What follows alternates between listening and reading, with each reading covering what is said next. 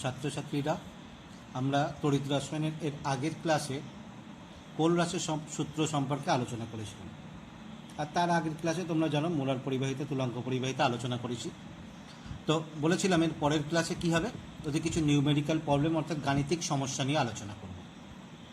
তো দেখা যাক ওই তত্ত্বগুলো থেকে বা ওই থিওরি থেকে কী কী গাণিতিক সমস্যা কীরকম আসতে পারে, জাস্ট অল্প কিছু আলোচনা করা হলো, তারপরে তোমরা বই থেকে প্র্যাকটিস করবে। কারণ ম্যাক্সিমামই দেখবে তোমাদের বইতে করে দেওয়া আছে, তবু কীভাবে কি করতে হয় সহজে সেটাকে আমরা, বা অন্য কোনো সহজ পদ্ধতি আছে নাকি, সেইগুলো নিয়ে একটু আলোচনা করব। প্রথমেই দেখো এর অঙ্কগুলো খুব সোজা সোজা, তবে অঙ্কগুলো আসে এই চ্যাপ্টার থেকে তোমার জয়েন্টের ক্ষেত্রেও বা উচ্চ মাধ্যমিকের ক্ষেত্রেও বেশ কিছু নিউমেরিক্যাল প্রবলেম আসে। এখানে দেখো একটা প্রথমেই যেটা করছি, বলছে নির্দিষ্ট উষ্ণতায় একটি একক্ষারীয় অ্যাসিড, যে কোনো একক্ষারীয় অ্যাসিডের আপেক্ষিক রোধ এত ওহম। তাহলে এখানে এত ওহম সেমি। এই উষ্ণতায় দ্রবণটির মোলার পরিবাহিতা ও তুলাঙ্ক পরিবাহিতা নির্ণয় করা। তাহলে তোমরা বুঝতে পারলে কি দেয়া আছে, আপেক্ষিক রোধ দেওয়া আছে, তাহলে সেখান থেকে তোমার কী হবে, মোলার পরিবাহিতা, তুলাঙ্ক পরিবাহিতা নির্ণয় করতে হবে। তাহলে জিনিসটা দেখি তোমরা বুঝতে পারছো, তোমাদের ধারণা এসে গেছে মোলার পরিবাহিতা বা তুলাঙ্ক পরিবাহিতা নির্ণয় করতে গেলে কি লাগে আমাদের। এই মোলার পরিবাহিতা বা তুলাঙ্ক পরিবাহিতা নির্ণয় করতে গেলে লাগে আমাদের আপেক্ষিক পরিবাহিতা। তাহলে আমরা আপেক্ষিক পরিবাহিতা কোথা থেকে নির্ণয় করব, আপেক্ষিক রোধ থেকে পেয়ে যাব। খেয়াল করো এখানে দ্রবণের আপেক্ষিক রোধ রো সমান এইটা, আমি সহজগুলো করে রেখেছি, রো সমান এইটা। তাহলে আপেক্ষিক পরিবাহিতা কী হবে, যেহেতু আপেক্ষিক রোধ এইটা, আপেক্ষিক পরিবাহিতা তোমরা জানো আপেক্ষিক রোধের অনন্য। তাহলে দ্রবণের কাপ্পা সমান কী হয়ে যাবে, কাপ্পা সমান 1/ρ। রোয়ের জায়গায় মানটা বসিয়ে দিয়ে সেই মানটা আমরা বের করে নিয়েছি এইটা। তাহলে এখান থেকে দেখো আপেক্ষিক আমরা পরিবাহিতা পেয়ে গেলাম। এবার দেখো দ্রবণের নর্মাল মাত্রা দেওয়া আছে,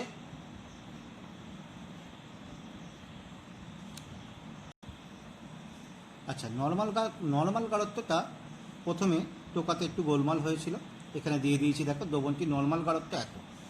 তাহলে এখান থেকে দেখো আমরা আপেক্ষিক পরিবাহিতা পেলাম, দ্রবণের নর্মাল মাত্রা দেওয়া আছে কত, n/15। তাহলে দ্রবণের তুলাঙ্ক পরিবাহিতা আমরা কি জানো, যে দ্রবণের তুলাঙ্ক পরিবাহিতা ল্যামডা সমান 1000 কাপ্পা/n। তাহলে এখানে মানগুলো বসিয়ে দিলেই হবে। তাহলে এখানে আমার হচ্ছে 1000 কাপ্পার জায়গায় আমি মান বের করেছি কত, কাপ্পার জায়গায় মান হচ্ছে তোমার 4.63, এনের জায়গায় কত 1/15 এইটা। তাহলে এর এককটা কি হবে, তুলাঙ্ক পরিবাহিতার একক। তাহলে তুলাঙ্ক পরিবাহিতার একক কি হচ্ছে, তুলাঙ্ক পরিবাহিতার একক হচ্ছে ওহম ইনভার্স সেন্টিমিটার স্কোয়ার গ্রাম ইকুইভ্যালেন্ট ইনভার্স। এইটাতে দেখো ক্যালকুলেশনটা আমি করে রেখেছিলাম, শুধু বসিয়ে দিচ্ছি এটা, কারণ ক্যালকুলেশন করার জন্য সময়টা নিচ্ছি না। এর ক্ষেত্রে ক্যালকুলেশনটা করে আসছে তোমার হচ্ছে তুলাঙ্ক পরিবাহিতা আসছে 23.15 ওহম ইনভার্স সেন্টিমিটার স্কোয়ার গ্রাম ইকুইভ্যালেন্ট ইনভার্স। তাহলে এখান থেকে দেখো আমরা দ্রবণের তুলাঙ্ক পরিবাহিতাটা পেয়ে গেলাম। তাহলে তুলাঙ্ক পরিবাহিতা থেকে আমরা মোলার পরিবাহিতা পেয়ে যাব। তোমরা জানো তুলাঙ্ক পরিবাহিতা মোলার পরিবাহিতার মধ্যে সম্পর্ক কি, তুলাঙ্ক পরিবাহিতা সমান মোলার পরিবাহিতা ইন্টু জেড। জেডটা জানো যে কোনো একটা লবণ বা অ্যাসিডের ক্ষেত্রে ক্যাটায়ন বা অ্যানায়নের মোট তুলাঙ্ক। একখালি যেটা আমরা কিভাবে করেছিলাম, জেডটা যে লবণ বা অ্যাসিড বা ক্ষার বিয়োজিত হয়ে যে আয়ন উৎপন্ন হচ্ছে সেই আয়নের সংখ্যা ইন্টু আধার। তাহলে যেহেতু একক্ষারীয় অ্যাসিড বিয়োজিত হয়ে একটা H+ দেবে, তাহলে তার ক্ষেত্রে জেডের মান কত হবে 1। অতএব তোমার এক্ষেত্রে তোমার কি আছে,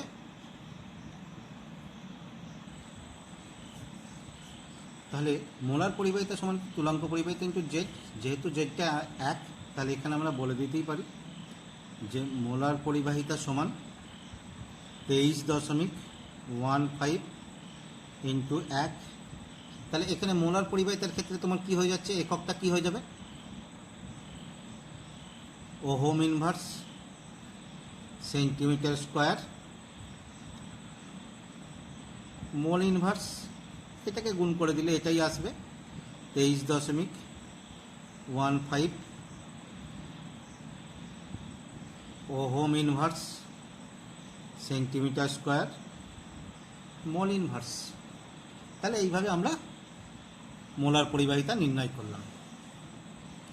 পরেরটার ক্ষেত্রে খেয়াল করো, বলছে 25 ডিগ্রি সেন্টিগ্রেড উষ্ণতায় একই পরিবাহিতা কোষে, অর্থাৎ একটা কোষের মধ্যেই পরিবাহিতা পরিমাপ করা হচ্ছে কার, 0.01 মোলার KCl ও 0.1 মোলার HCl, এদের পরিমাপ করা হয়েছে। পরিমাপ করে এদের রোধ কত, এদের রোধ যথাক্রমে 150 ও 51.48 ওহমস।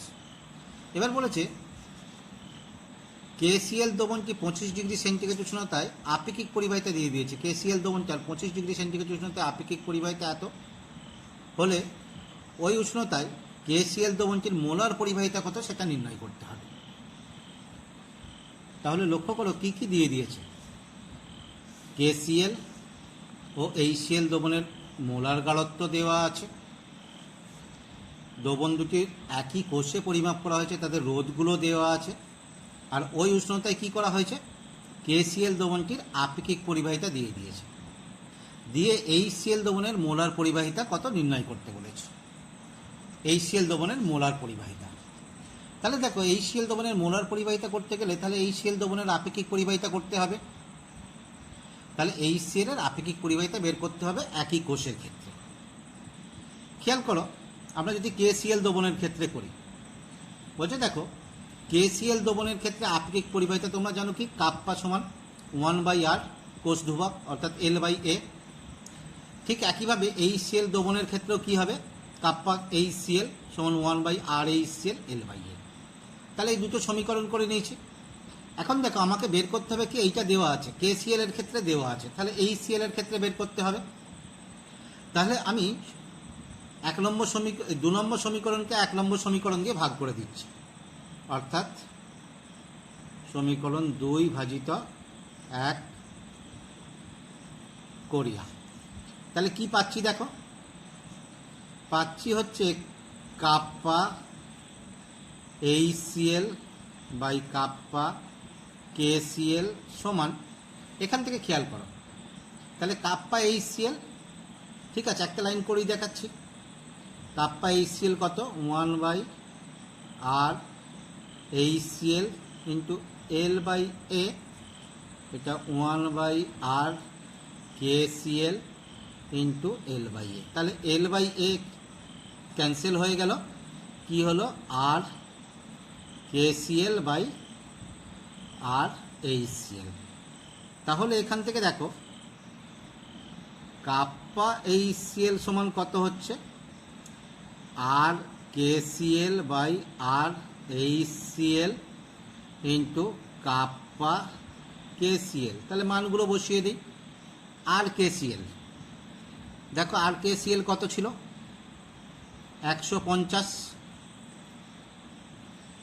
আর HCl কত ছিল, 51.40 ইন্টু কাপ্পা KCl কত ছিল, 1.41 ইন্টু 10⁻³ ঠিক আছে। কি হবে একক, ওহম ইনভার্স সেন্টিমিটার ইনভার্স। এর মানটা আসবে, দেখবে ক্যালকুলেশন করে তোমার মানটা আসছে, কাপ্পা KCl হচ্ছে কত, 4.11 into 10⁻³ ohm inverse centimetre inverse, অর্থাৎ 4.11 into 10⁻³ ohm inverse centimetre inverse. তাহলে এই মানটা আসছে। তাহলে আমরা যখন KCl দ্রবণের দেখো কাপ্পা পেয়ে গেছি, তাহলে মোলার পরিবাহিতা সহজেই পেয়ে যাব। অতএব KCl এর মোলার পরিবাহিতা কি হবে, ল্যামডা এম KCl সমান কি 1000 কাপ্পা KCl নয়, আমরা বের করতে চাইছি কার HCl এর, lambda HCl kappa HCl by MHCl। তাহলে এই মানগুলো বসিয়ে দিই, তাহলে 1000,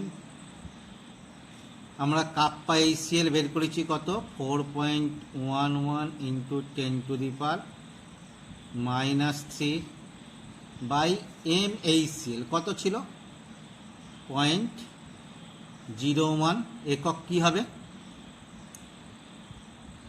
ohm inverse centimetre square mole inverse. মানটা দেখবে ক্যালকুলেশন করলে আসছে 4.411 ohm inverse centimetre square mole inverse. তাহলে এইখানে আমরা এইভাবে এই ডাটাগুলো থেকে আমরা HCl দ্রবণের মোলার পরিবাহিতা পেলাম। পরেরটা দেখো কোলরাসের সূত্র থেকে বলছে, দেখো এখানে বেরিয়াম হাইড্রক্সাইড, বেরিয়াম ক্লোরাইড ও অ্যামোনিয়াম ক্লোরাইড দ্রবণের অসীম লঘুতায় মোলার পরিবাহিতা, তিনটে তীব্র তড়িৎ বিশ্লেষ্য পদার্থ, মোলার পরিবাহিতা যথাক্রমে এত এত এত দিয়ে দিয়েছে। এই এই তথ্য থেকে অ্যামোনিয়াম হাইড্রক্সাইডের অসীম লঘুতায় মোলার পরিবাহিতা নির্ণয় করো। তাহলে তিনটে তড়িৎ বিশ্লেষ্য পদার্থে, যেটা তোমরা দেখেছো কোলরাসের সূত্রে খুব সহজ দিয়ে দিয়েছে, তাহলে সেখান থেকে আমাকে অ্যামোনিয়াম হাইড্রক্সাইডের মোলার পরিবাহিতা নির্ণয় করতে হবে।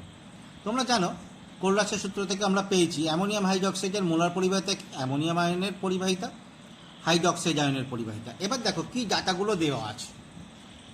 বেরিয়াম হাইড্রক্সাইড অর্থাৎ বেরিয়াম 2 হাইড্রক্সাইডের পরিবাহিতা এইটা। বেরিয়াম ক্লোরাইড, তাহলে বেরিয়াম এবং 2 ক্লোরাইডের পরিবাহিতা দেওয়া আছে। অ্যামোনিয়াম ক্লোরাইড, অ্যামোনিয়াম এবং ক্লোরাইডের পরিবাহিতা দেওয়া আছে। তাহলে আমাকে দেখো নিয়ে আসতে হবে কোনটা, এইটা, অর্থাৎ অ্যামোনিয়াকে পজিটিভ আকারে, হাইড্রক্সাইডকে পজিটিভ আকারে। তাহলে কোথায় আছে এইটা, হাইড্রক্সাইড পজিটিভ আকারে এখানে আছে 1 নম্বর। আমি সমীকরণ দুটোকে 1 2 করে 3টে নাম্বারিং করে দিয়েছি। তাহলে এখানে দেখো, এখানে হাইড্রক্সাইড পজিটিভ, এখানে অ্যামোনিয়া পজিটিভ আছে। তাহলে বাকিটা আমাকে কি করতে হবে, বিয়োগ করতে হবে। ঠিক আছে, এবার এখানে খেয়াল করো, এখানে হাইড্রক্সাইড দুটো আছে, এখানে ক্লোরাইড দুটো, কিন্তু এখানে একটা করে আছে। সেই জন্য আমাকে এই সমীকরণটাকে 2 দিয়ে গুণ করে নিতে হবে। অর্থাৎ দেখো আমি করছি কি,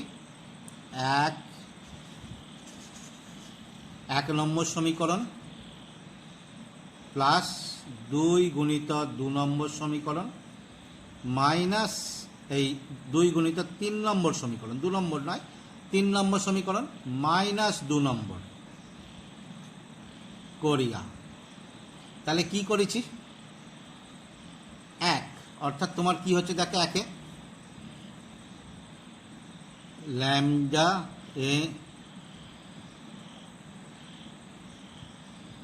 lambda M barium 2 plus 0 plus, এই এমটাকে নাও লিখতে পারো, অসুবিধা নাই, 2 into lambda 0 M hydroxide plus 2 গুণিত 3, অর্থাৎ প্লাস 2 ইন্টু 3, অর্থাৎ ল্যামডা 0 এম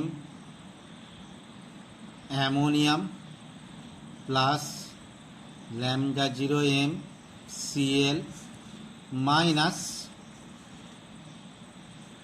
মাইনাস 2, তাহলে 2 কি ছিল, -2 lambda 0 M beryllium minus 2 into lambda 0 M Cl minus সমান, তাহলে আমাদের কি আসবে 1 নম্বর অর্থাৎ এইটা। তাহলে 5 to 3.28 প্লাস 2 গুণিত 3 অর্থাৎ 2 গুণিত 1 to 9.8 প্লাস এই প্লাস বলছি -2, তাহলে -280, এটা কি আসছে ohm inverse centimetre square mole inverse. এবার এখানে দেখো, এখানে মাইনাস বেরিয়াম, এখানে প্লাস বেরিয়াম, তাহলে এটা ক্যান্সেল হয়ে গেল। মাইনাস ক্লোরাইড, ও এখানে একটা 2 হবে, 2 দিয়ে গুণ করা হয়েছিল, -2 ক্লোরাইড +2 ক্লোরাইড ক্যান্সেল হয়ে গেল। তাহলে পড়ে থাকছে কি দেখো, অ্যামোনিয়াম 2 আর হাইড্রোক্সাইড 2, অর্থাৎ 2 × λ0m 2 × λ0m ammonium plus λ0m Cl minus সমান, দেখো এর মানটা আসছে 502, আমি কষে রেখেছিলাম 88, একই একক। তাহলে 2 × λ0m NH4, এইটা OH হবে, NH4OH 502.88, তাহলে λ0m NH4OH তোমার হয়ে যাচ্ছে কত, এইটা 251.44 ohm inverse centimetre square mole inverse.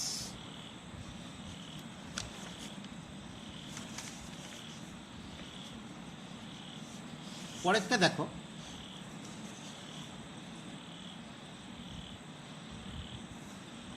হচ্ছে নির্দিষ্ট উষ্ণতায় অসীম লঘুতায় অ্যাসিটিক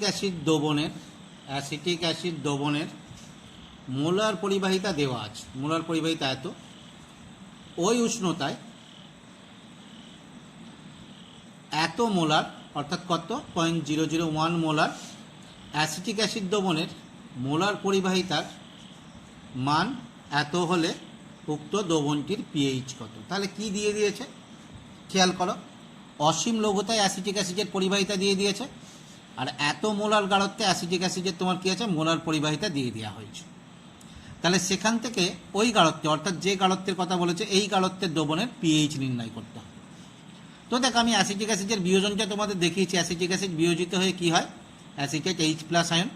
তোমরা জানো প্রাথমিক গাঢ়ত্ব C হলে এইটা প্রথমে বিয়োজিতগুলো 0 0, সাম্য অবস্থায় যদি বিয়োজন মাত্রা, এখানে যদি বিয়োজন মাত্রা আলফা হয় তাহলে সাম্য অবস্থায় কী হবে C × 1 - আলফা, এটা C আলফা, এটা C আলফা।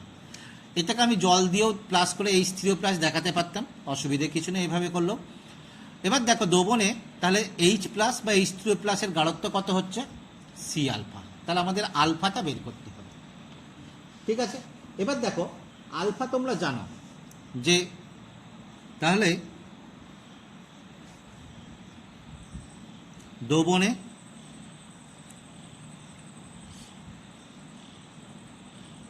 এত এর অ্যাসিটিক অ্যাসিডের বিয়োজন, দ্রবণে অ্যাসিটিক অ্যাসিডের বিয়োজন মাত্রা আলফা সমান, তোমরা দেখেছো আলফা সমান আমরা কি করেছিলাম যে λm অর্থাৎ নির্দিষ্ট গাঢ়ত্বের বাই অসীম লঘুতায় মোলার পরিবাহিতার অনুপাত। তাহলে দেখো ওই গাঢ়ত্বে মোলার পরিবাহিতা কত দেওয়া আছে, ওই গাঢ়ত্বে মোলার পরিবাহিতা তোমার দেওয়া রয়েছে কত 55 অর্থাৎ এই যে 55, আর অসীম লঘুতায় মোলার পরিবাহিতা কত দিয়ে দেওয়া হয়েছে এই যে দেখো 390। তাহলে এর মানটা কত আসছে দ্রবণ থেকে এখান থেকে দেখো মানটা আসছে, আলফার মানটা 0.14। তাহলে আমরা আলফার মানটা পেয়ে গেছি। তাহলে দ্রবণের পিএইচ কত হবে? দ্রবণের পিএইচ সমান negative log of concentration of H3O plus বা H প্লাসও বলতে পারো। তাহলে negative log of that is H plus কি সি আলফা